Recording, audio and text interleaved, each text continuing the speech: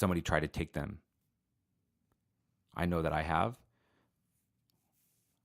I know that just about every single parent I've ever talked to has, and we're all saying the same thing. In the event that someone tries to scoop you up and take you away, I want you to yell and scream. I want you to call for help. I want you to kick, scratch, bite, punch, eye gouge, whatever you need to do to not go mobile. We give full permission to our kids to fight like their life depends on it, because we as parents know that if they go mobile with a stranger, their life does depend on it. So if we're having these conversations with our kids when they're 3, 4, 5 years old and on, why are we afraid to talk to our kids about a different kind of event where if they don't fight back, if they don't defend themselves, if they don't move, if they don't get out of the way, if they don't run from the school, why aren't we talking to them about how to deal with that as if their life depends on it? My challenge to you would be that you talk to your kids and you give them permission, you empower them to deal with a potential attacker, that you help them understand that we understand they are sometimes concerned about other students, concerned about what they're seeing and hearing on the news and social media. There's one female student from the Texas event that said, I just thought it was a matter of time before it would happen here. Some of these kids aren't even thinking it won't happen here. Some of these kids are thinking it's only a matter of time before it happens here. It's on their mind, folks, and we need to be helping them know that it's okay to fight back. It's okay to defend themselves. It's okay to run away from the school. It's okay to do anything they need to do to defend themselves and their lives. Number 8, demand that your child's school does better, but offer to help. So this is something that I think nationwide, without a doubt, every single school needs dramatic improvement on, is dealing with these kinds of events, dealing with safety and security as a whole. It's not just with these active shooter events. It's just, generally speaking, there's a lot of uninhibited access into schools. There's non-credentialing of teachers for the most part. There's just very little safety and security in the vast majority of schools, based on my experience with traveling the country and doing this for a little while. We need to demand that they do better, but they need help. Teachers and principals, they have a lot on their plate. They absolutely want to be doing better. They want to be providing more safety, more security, more training, more options, more resources. But they have limited time, they have limited budgets, they have limited resources. One area where we really need to be involved is helping them fundraise and helping bring resources and money to the table for that training to take place, for those alarm systems, for the PA systems, for every teacher to have a radio, for all the new technology that's out there for dealing with these kinds of events, all the kinds of expert instructors that are out there, ready and able and willing to provide the training. They need help paying for it. Even at Forward Movement Training, we would love to have the ability to be able to donate our time and energy and resources and intellectual properties to every school that was willing to take our course and do it free of charge. We get accused of trying to capitalize on these events and that we reach out to schools and offer them training because we're trying to make money on these events. Well, folks, I hate to break it to you, but it is possible that you can be very passionate about people's safety and well-being, and making them more confident, more empowered. And that is what drives you to start a company. But once that company is off the ground and it's open and you now have the ability to train those courses, you have bills to pay, you have overhead, you have payroll. And it also took a substantial amount of time and energy and years and training to get to a point to where you can be an expert to train. So you have companies and you have instructors and you have resources out there that are dying to help, but schools don't have the money to pay for it. And as parents, we can help get some funds rolling in by asking for donations, by chipping in ourselves, by holding bake sales and car washes and whatever it takes where the money is allocated for making our schools safer and more secure. Teachers need our help. The principals need our help.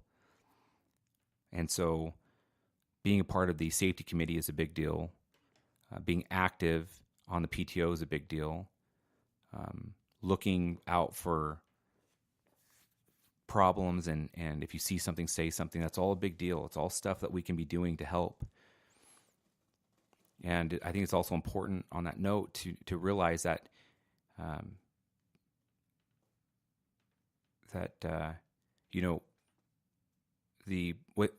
it's not a one-way street.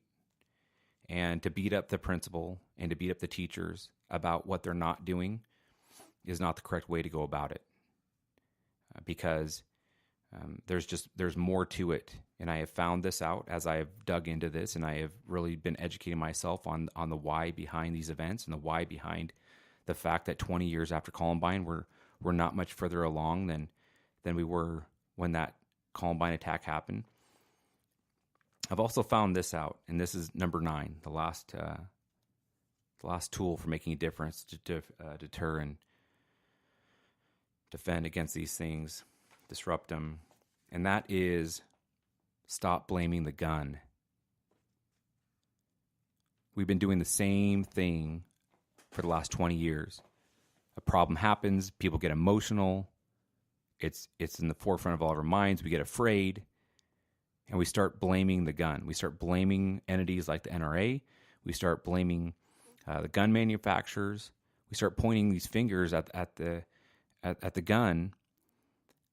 And the reason why it's never going anywhere, folks, when that is the focus, is because it's a tool. It's an object. It in and of itself cannot hurt or kill anybody. It's the person behind it that's using it for evil that is the problem. If we take the 30,000-foot perspective and we look up and we say, at what point is the gun involved? The gun is involved much later after somebody has made the decision to kill. These events, on average, are in the planning process from the fantasy stage through the decision-making and the equipment and gathering and rehearsals and all of the different elements that these perpetrators go through to ready themselves. 6 to 12 months easy.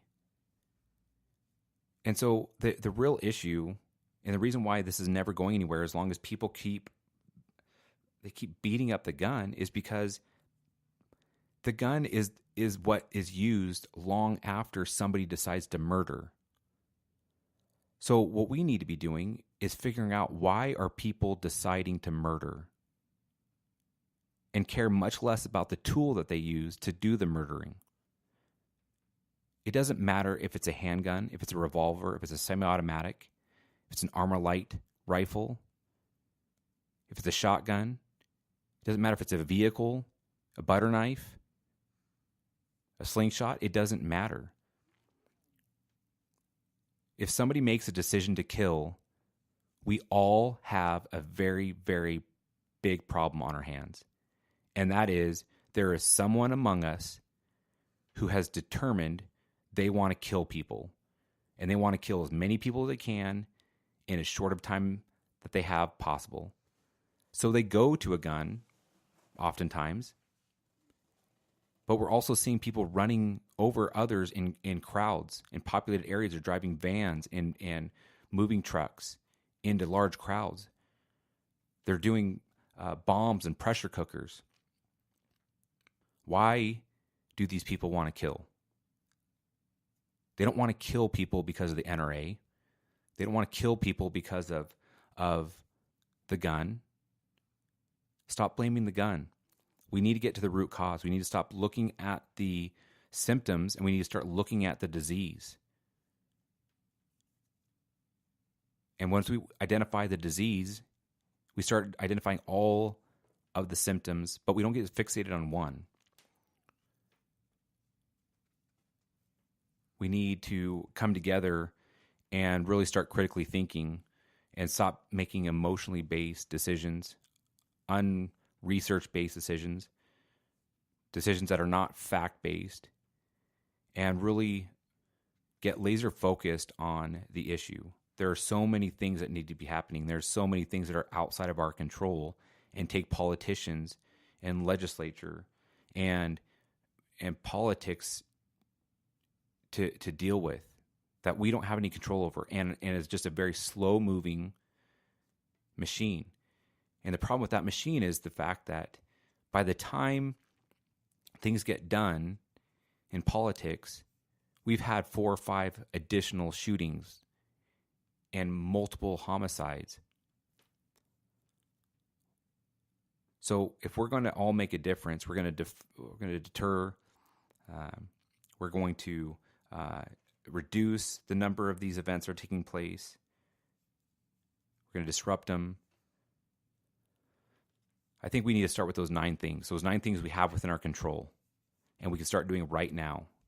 I'd love to hear from you on this. I'd love to hear your thoughts and understand what you're experiencing with your kids' school. We would love to help.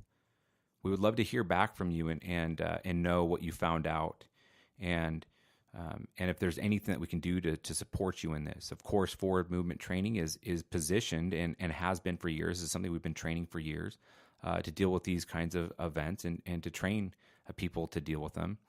And is our passion is safety, security, self-empowerment, confidence building. And so if we're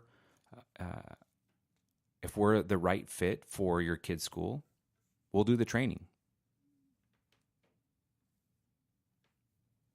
But I want to hear from you on what it is that you're experiencing and what your thoughts are on this whole thing, whether or not you believe truly the gun is to blame, and why it is that you feel that the person that's deciding to murder isn't. Let me know your thoughts. forwardmovementtraining.com.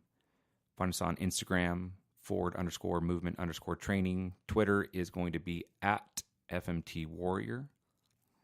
Love to hear from you. Until next time, stay safe, and we will talk soon. Thanks, sheepdogs.